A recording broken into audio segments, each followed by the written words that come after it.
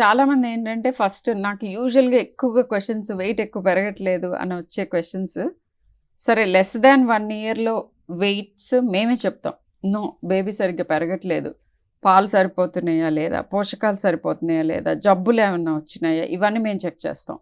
2 ఏళ్ల తర్వాత నుంచి ఏమవుతుందంటే, అరే 6 నెలల క్రిందట కూడా ఇంతే ఉన్నాడు, ఆల్మోస్ట్ ఇప్పుడు కూడా అంతే ఉన్నాడు అనేది చాలా చాలా కామన్ ఇది. సో అప్పుడు ఆందోళన చెందాలా? ఆందోళన చెందక్కర్లేదు. ఓకే, ఎందుకు చెందక్కర్లేదు? ఎందుకంటే పేరెంట్స్కి ఎలా అలవాటు అవుతుందంటే ఫస్ట్ ఇయర్లో గ్రోత్ చాలా స్పీడ్గా ఉంటుంది. మనకి 3 కిలోలు పుట్టి 10 కిలోలు అవుతాం 1 ఇయర్ అయ్యేటప్పటికి. అంటే 3 times అవుతాం, 3 times. అట్లా అని మనము 10 కిలోల దగ్గర నుంచి 3 times అవ్వలేం కదా. నెక్స్ట్ ఇయర్ 30 కిలోలు అవ్వకూడదు కదా 2 నిండేటప్పటికి. సో గ్రోత్ పేస్ అంటాం. గ్రోత్ పేస్ మెల్లగా తేడా వస్తూ ఉంటుంది. అలా పెరగాల్సిన అవసరం లేదు, పెరగకూడదు కూడా.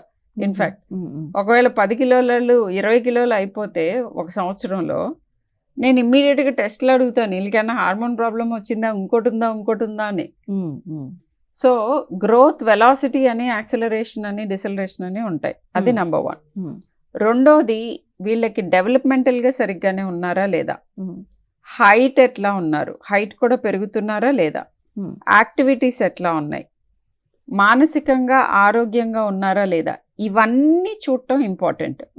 అంటే డెవలప్మెంట్ ఉండాలి, గ్రోత్ ఉండాలి, అండ్ ఇమోషనల్ వెల్బీయింగ్ కూడా ఉండాలి. బిహేవియరల్ ప్రాబ్లమ్స్ ఏమన్నా వస్తున్నాయా.